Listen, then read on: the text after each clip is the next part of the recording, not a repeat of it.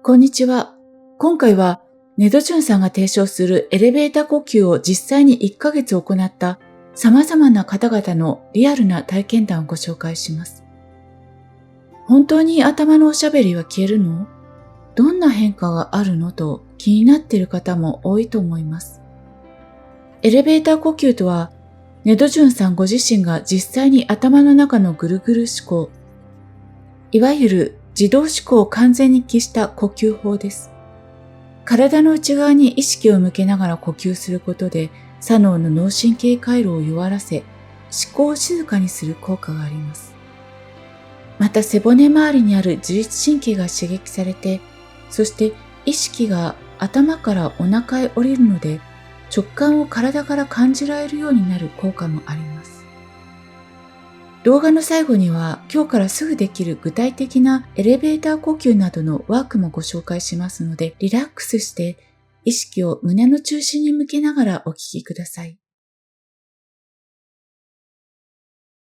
それでは早速、最初の1ヶ月で素晴らしい変化を感じた方々の声を聞いてみましょう。まずは A さんです。はい、すごい変化を感じました。エレベーターの呼吸でお腹の方に意識を持っていくだけで頭が静かになるという感覚が分かってきました。これからも続けていけばどんどん静かになるぞと思っています。たまに気持ちのいい至福の時間が訪れることもあります。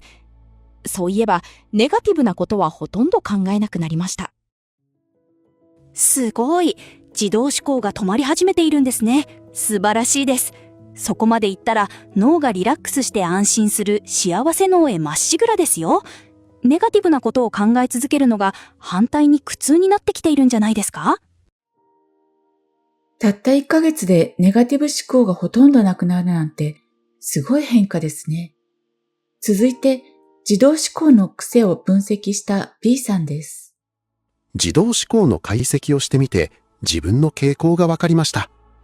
私は目の前の光景を誰かに解説しようとしている思考と、急に過去を思い出してストーリーを語り出している思考が多いと気づきました。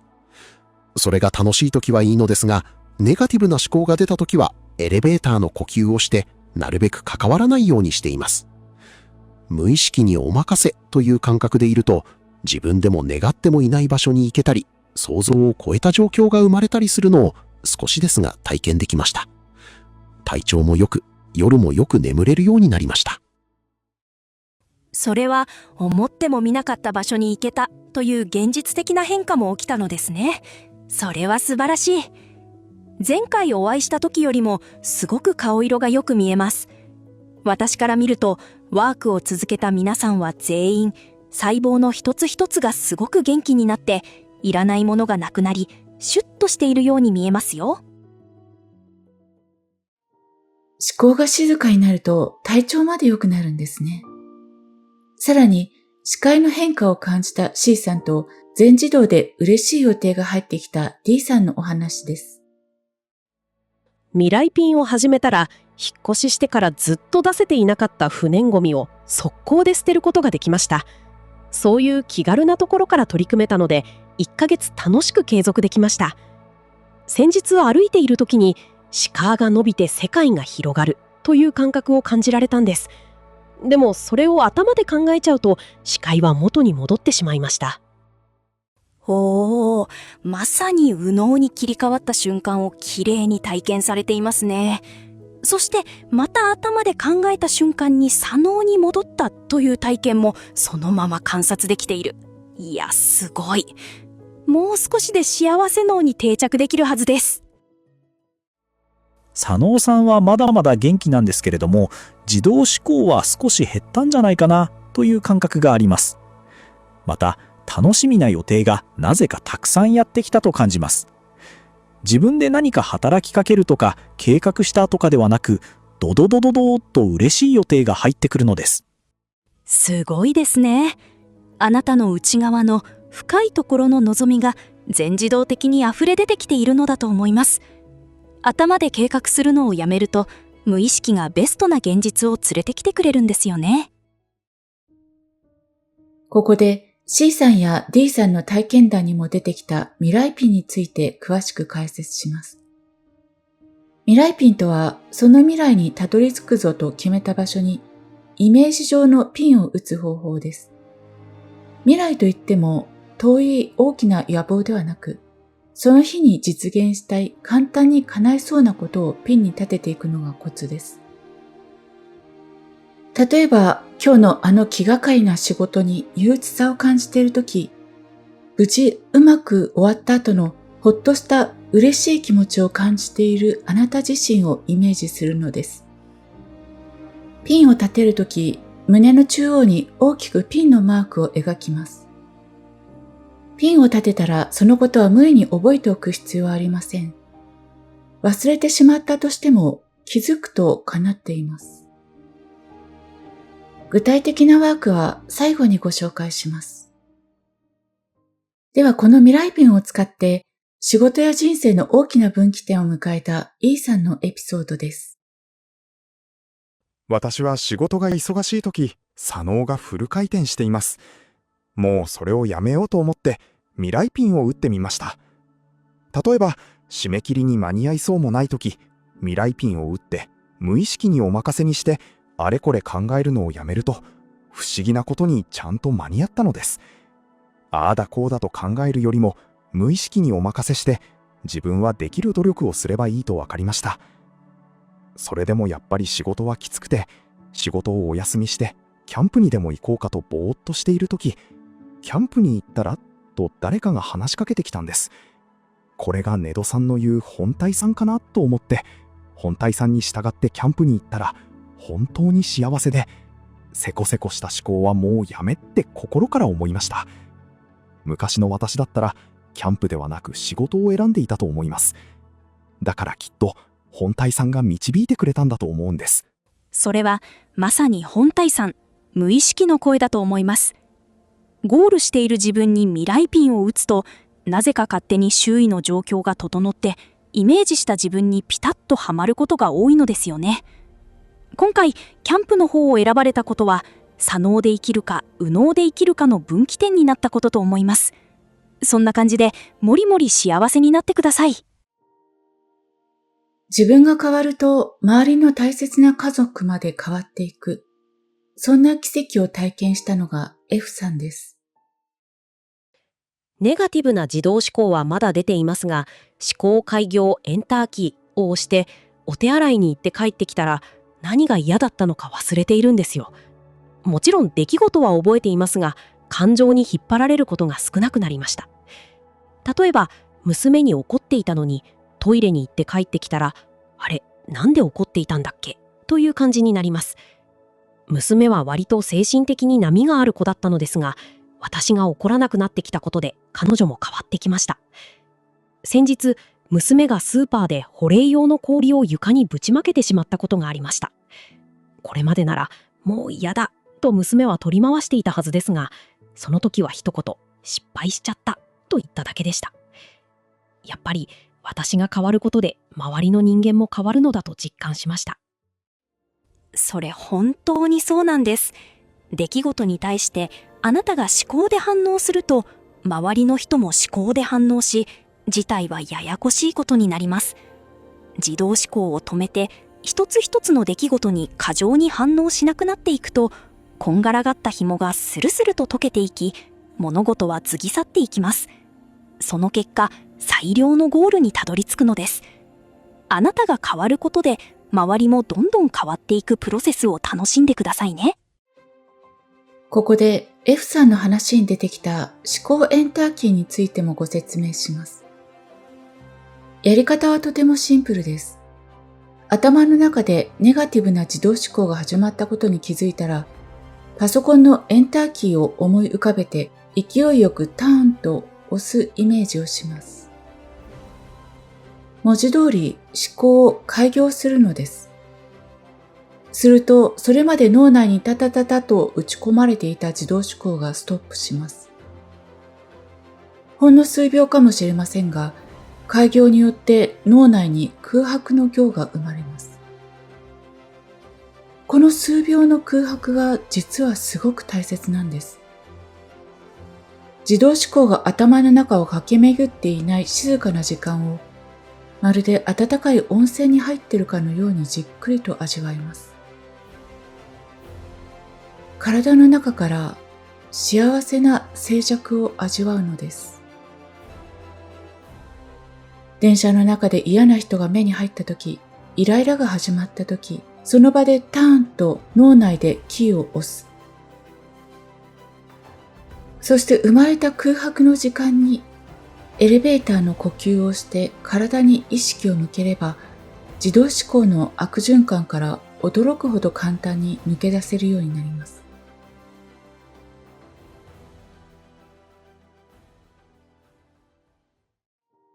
続いては、さらに深い体の感覚や湧き上がる感情との付き合い方に気づいた方々の一言です。まずは高速道路で不思議な一体感を得た G さんです。私は奇跡みたいな体験をしました。車で高速道路を運転していたとき、エレベーターの呼吸をしていたんです。そうしたら、体と意識が分離したような感覚になったんです。体が勝手に運転していて、自分は後ろに控えているみたいな、すごく楽ちんに運転できました。これも無意識、本体さんのおかげなのでしょうか。おお、まさにそうです。その感覚を得られているということは、右脳からさらに奥の不脳へとより深いところにアクセスできつつあるのだと思います。すごいところまで来ていますね。一方で、どうしても湧き上がる怒りや憎しみに悩む H さんからの質問です。エレベーターの呼吸をして自動思考に気づく頻度は上がってきたと思います。ただ、怒りとか憎しみとか相手に向かうネガティブな気持ちは未だ湧き上がってきてしまいます。その感情が引き金になり、自動思考の暴走も始まってしまい、それをどうにかしたいです。怒りや憎しみの感情を抱くと、怒りホルモンみたいなものが血管の中を駆け巡ります。そうすると、ああ言ってやる、許さんと思考が誘発されますが、やがてそのホルモンが体内で消化されて消えると、感情も自然と過ぎ去るのです。だから、怒りへの対処としては、怒りを感じないようにするのではなく、怒りを客観的に楽しむという姿勢をお勧めします。怒りの感情がほとばしったとき、今自分は怒っているなぁと一歩引いて観察してみる。すると、一旦感情から切り離されます。そうしているうちに怒りホルモンもなくなり、いつまでも感情を引きずらないで済みますよ。なるほど。感情を抑え込むのではなく、客観的に観察するんですね。続いては、営業職の I さん、散歩をハックした J さん、そして思考を観察する自分に気づいた K さん、幸福感に包まれた L さんです。未来ピンやエレベーターの呼吸を始めてから、自分のままで嫌われるのならそれでいいやと思えるようになりました。苦手な人との商談でもなるようになると思えています。ただ、幸せを感じられているわけではなく、生きることがつまらなくどうでもいいと思っている面もあります。どうすれば細胞一つ一つが喜びを感じられるほど幸せになれるのでしょうか。私の体感だと、意識を体に向けると、そこにある細胞のすべてが炭酸飲料みたいにジョワージョワーとするような感じがします。その感覚を感じていると、嬉しく幸せになってくるのです。なるようになると考えられているのは、無意識に委ねられている証拠。引き続きワークを継続して、もっと体の中の感覚に意識を向けることを心がけてみてください。犬の散歩を毎日1時間くらいするのですが、その時ずっとエレベーターの呼吸をしています。無心で歩こうと決めれば、頭の中に言葉が浮かばないまま1時間歩けるようになりました。今ここにいない人のことを考えても意味がないと気づいたら、より一層自動思考が止まりやすくなりました。そのおかげか、趣味のピアノで曲を覚えるのが前より早くなりました。素晴らしい。右脳に切り替わりつつあるため、本体さん、無意識のパワーをお借りできているのだと思います。本体さん、ありがとうと褒めてあげれば、本体さんも喜び、ますますお上手になりますよ。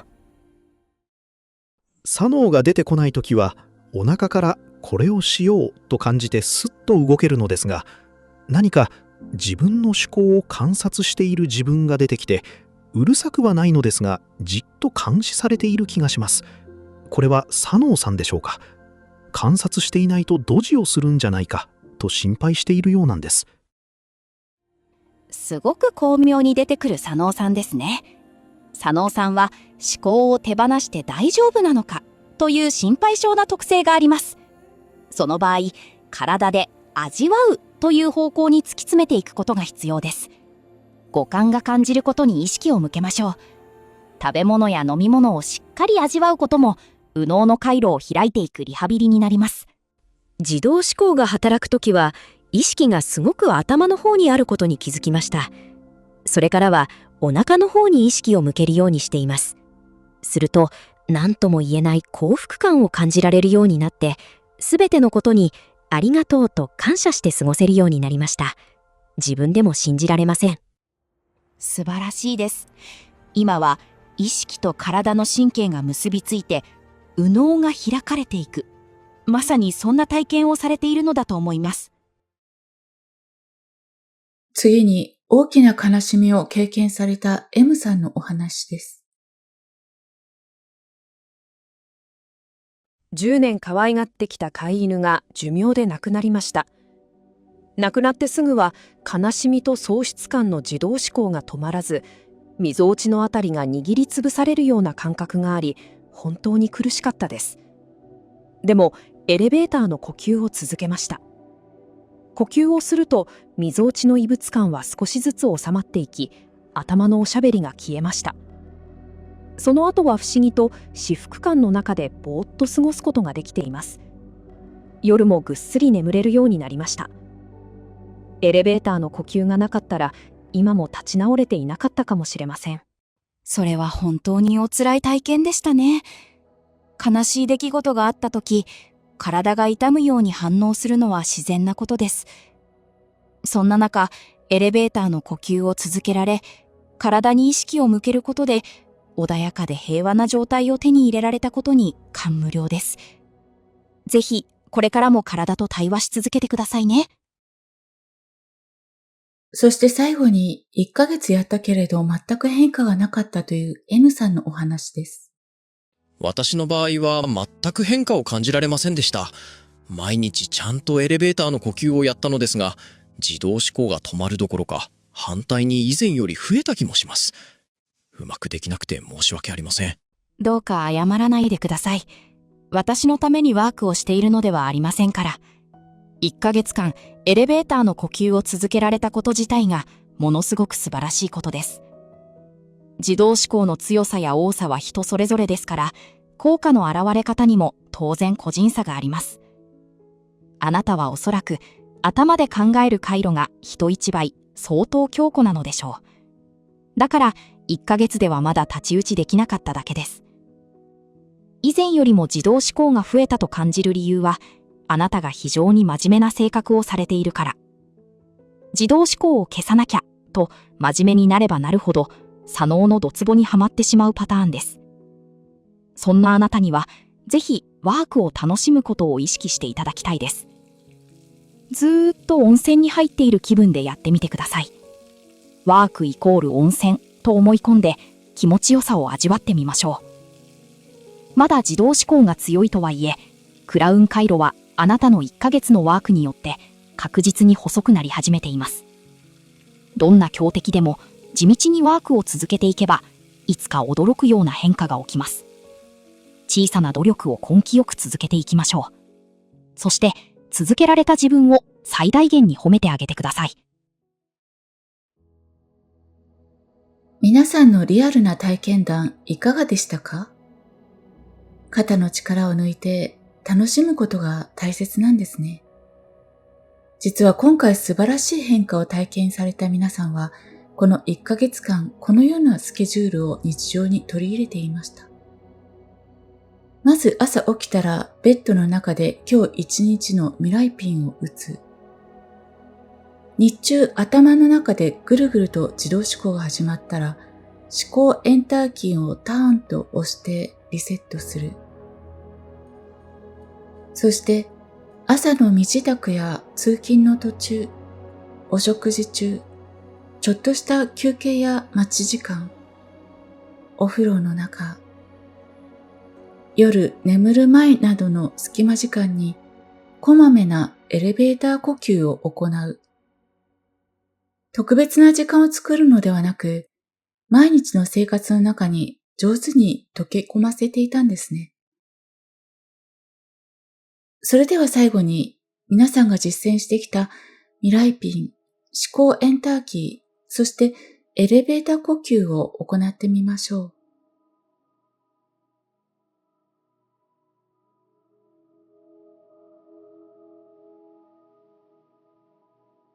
楽な体勢で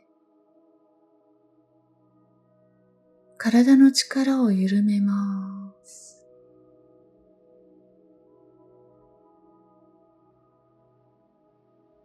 その日に実現したい、簡単に叶いそうなことにピンを立てていきます。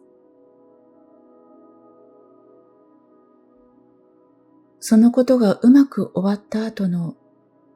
嬉しい気持ちを感じているご自身をイメージします。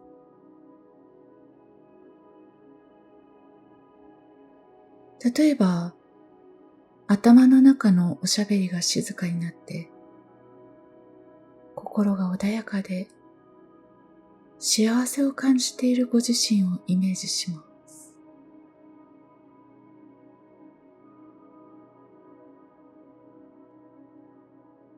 そして胸の真ん中に大きくピンのマークを描きます。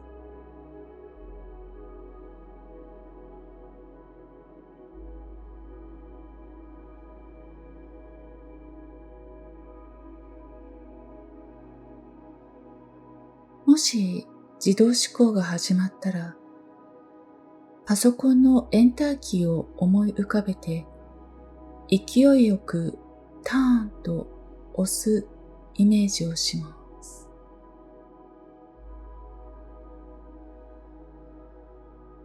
文字通り思考を開業します。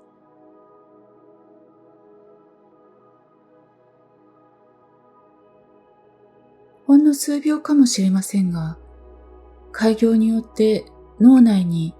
空白の行が生まれた感覚を感じます。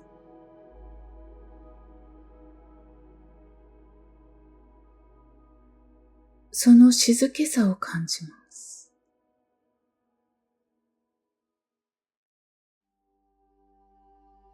次に、体の中にエレベーターの床のような丸い円盤をイメージします。その丸い円盤が呼吸に合わせて体の中を上がったり下がったり、吸って吐いて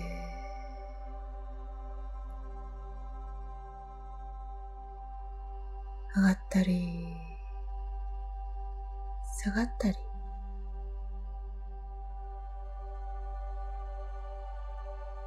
徐々にその丸い円盤の動きが大きくなり、喉元からお腹の底まで上がったり下がったり、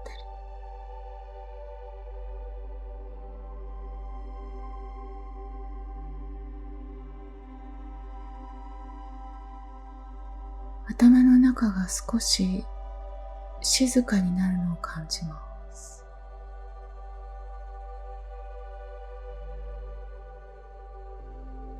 これを一日数回、気がついた時に数分間行うだけで、頭の中の思考は静かになり、徐々に体の内側から幸せ感や感謝が溢れ出る状態がデフォルトになってき、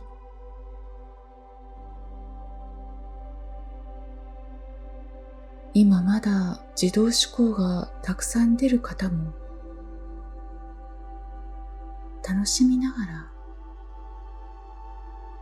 心地よく続けていくと、徐々に全く違う世界を体験しているご自身を感じることになるでしょう。